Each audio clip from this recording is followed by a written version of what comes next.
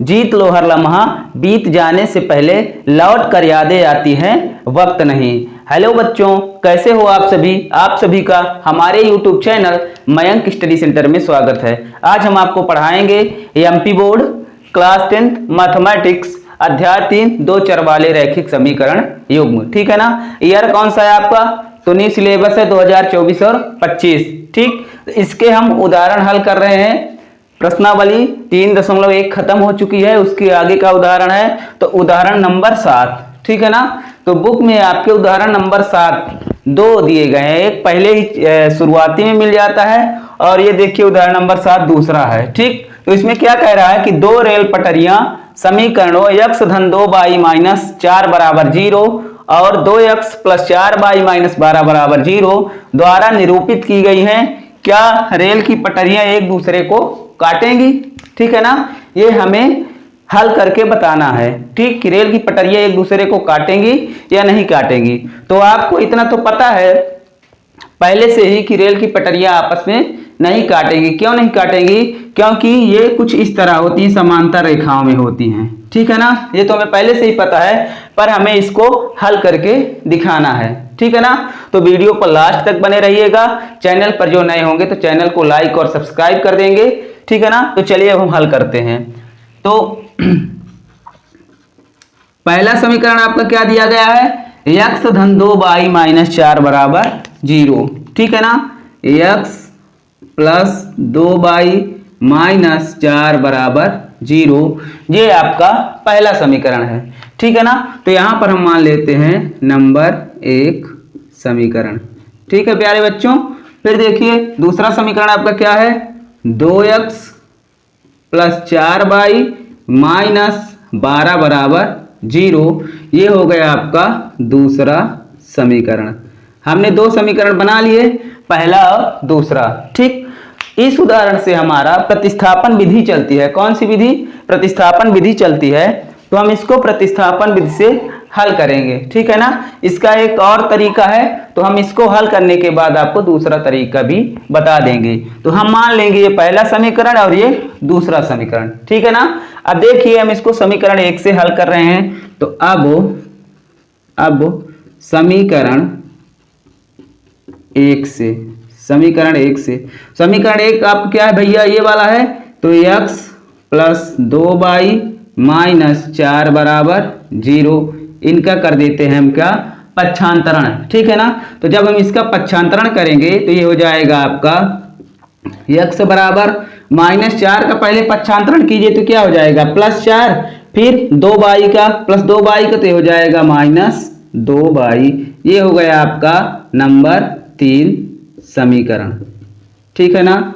3 समीकरण हमारे बन चुके हैं। अब देखिए हमने समीकरण 3 बनाया है, तो x का मान किस में रखेंगे? तो समीकरण 2 में रखेंगे। अगर हमने समीकरण 2 से समीकरण 3 बनाया होता तो समीकरण 3 का मान हम किस में रखते? 1 में। ये हमेशा ध्यान रखना है कि अगर हमने समीकरण 1, ये समीकरण 1 है आपका, इससे हम क्या बनाए हैं?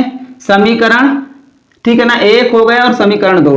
अगर हमने समीकरण 1 से समीकरण 3 बनाया है यहाँ पर, तो हम इसको काहे में रखेंगे? 1 से 3 बनाया तो इसके काहे में रखेंगे? 2 में। अगर इससे हम बनाते समीकरण 3 तो इसको इधर रखते 1 में। ठीक है ना बच्चों? अब देखिए यहाँ पर लिखेंगे हम कि x के मान को समीकरण 2 में प्रतिस्थापित करने पर, समीकरण 2 में प्रतिस्थापित करने पर। ठीक है, तो हम इसको प्रतिस्थापित कर रहे हैं किसमें? समीकरण 2 में। समीकरण 2 आपका ये वाला है। ठीक है ना? तो यहां पर देखिए लिख दे रहे हैं समीकरण 2, 2x प्लस 4y माइनस 12 बराबर 0। अब जहां पर x है वहां पर हमें क्या रखना है? 4 माइनस 2y। तो यहां पर 2 रख देते हैं और x की जगह पर 4 minus 2y plus 4y minus 12 बराबर 0। प्यारे बच्चों इतना समझ में आया? अब देखिए अंदर 2 का मल्टीप्लाई होगा तो हो जाएगा 2 चौको 8 माइनस 2 दूना 4y प्लस 4y माइनस 12 बराबर 0। ठीक है ना? अब देखिए यहां पर आप देखेंगे तो यहां पर -4y है और +4y, तो ये क्या हो जाएंगे, दोनों कैंसिल हो जाएंगे। तो यहां पर क्या बचेगा, 8 - 12 बराबर 0। ठीक है बच्चों, 8 - 12 बराबर 0, ये इतना बचा। अब देखिए यहां पर -12 ऋणात्मक संख्या बड़ी है, ठीक है ना, तो चिन्ह किसका लगेगा, माइनस का लगेगा। और ये 8, तो +8 में -12, ठीक है ना, हमें घटाना है।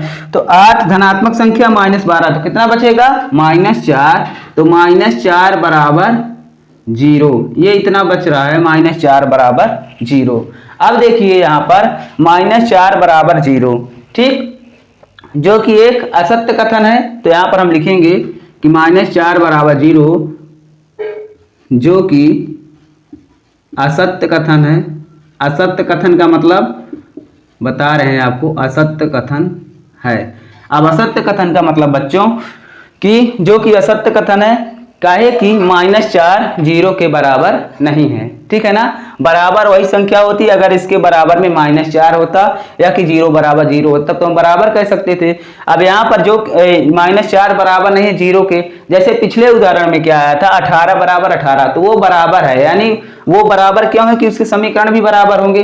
तो यहाँ पर जब -4 बराबर नहीं है 0 के, तो जो कि असत्य कथन है, ठीक है ना। तो यहाँ पर हम लिख देंगे कि इसके कोई हल नहीं है, इसके कोई हल नहीं है, अतः रेल की पटरियां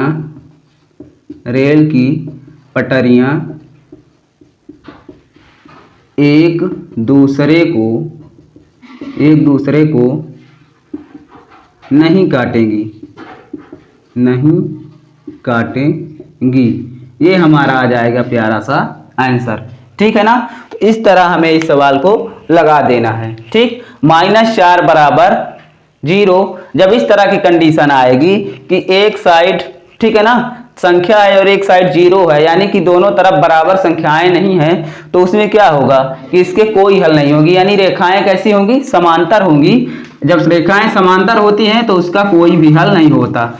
ये भी ये पता है कि रेल की पटरियां आपस में कभी भी नहीं मिलेंगी, क्योंकि वो समांतर रेखाओं में होती हैं, ठीक है ना। अब देखिए भैया, ये तो रहा आपका पहला तरीका, ठीक है ना। अब इसी में हम आपको दूसरा तरीका भी बता देते हैं। आपको इस तरह भी आप लगा दोगे तो आपका सवाल कोई भी गलत नहीं करेगा, ठीक है ना। जैसे यहाँ पर क्या दिया गया है, x + 2y - 4 बराबर 0, इसको हम मान लिए नंबर 1 समीकरण, ठीक है ना। फिर दूसरा है आपका 2x + 4y, 2x + 4y - 12 बराबर 0, इसको हम मान लिए नंबर 2 समीकरण, ठीक है भैया। अब देखिए हम इनके अनुपातों की तुलना कर देंगे, ठीक है ना। तो यहाँ पर हम लिखेंगे कि समीकरण 1 व 2 की तुलना करने पर, तो हम इनकी तुलना कर देते हैं। तुलना हम किससे करते हैं, a1/a2, b1/b2 और c1/c2 से। तो यहाँ पर तुलना कीजिए, तो a1/a2 बराबर क्या है, तो इधर देखिए समीकरण में इसका गुणांक कितना है, 1 है, और इसका गुणांक कितना है, 2 है, तो ये आ गया 1/2। फिर देखिए दूसरा है b1/b2, तो b1/b2 बराबर क्या हो जाएगा, यहाँ पर 2/4 है, तो 2/4 बराबर 2 1 कम 2, 2 दूना 4, यानी 1/2। इसी तरह आप कर दीजिए तीसरे का c1/c2, तो c1/c2 बराबर -4/-12, तो ये माइनस प्लस, 4 1 कम 4 और 4 तिहाई 12, यानी कितना आ गया, 1/3, ठीक है ना भैया। अब देखिए क्या ये आपस में बराबर हैं, नहीं बराबर हैं, तो इसकी कंडीशन क्या बनती है, तो a1/a2 बराबर है b1/b2 के, परंतु बराबर नहीं है किसके, c1/c2 के। तो जब इस तरह की कंडीशन होती है तो क्या होता है, रेखाएं समांतर होती हैं। तो यहाँ पर हम लिखेंगे चूंकि a1/a2 बराबर b1/b2 बराबर नहीं है c1/c2 के, इसलिए रेखाएं समांतर होंगी, रेखाएं समांतर होंगी। जब भैया रेखाएं समांतर होती हैं तो क्या होगा, इसका कोई भी हल नहीं होगा, ठीक है ना। तो हम लिख देंगे अतः रेल की पटरियां एक दूसरे को नहीं काटेंगी, ठीक है ना। इस तरह आपको इस सवाल को लगाना है। आप ये भी तरीका अपना सकते हो और आप ये वाला तरीका भी अपना सकते हो। जो तरीका आपको पसंद आए उस तरीके से आप इस सवाल को हल कर सकते हो, ठीक है ना। बाकी सवाल में कोई प्रॉब्लम नहीं होगी, ठीक। तो इसका आप स्क्रीनशॉट ले लीजिए, ठीक। तो हमने आपको इस सवाल को बताया, इस सवाल को अच्छे से आप अभ्यास कीजिए। फिर हम आपसे मिलेंगे अगली क्लास में और नए सवाल पे, ठीक है ना। तब तक के लिए thanks for watching my YouTube channel. धन्यवाद।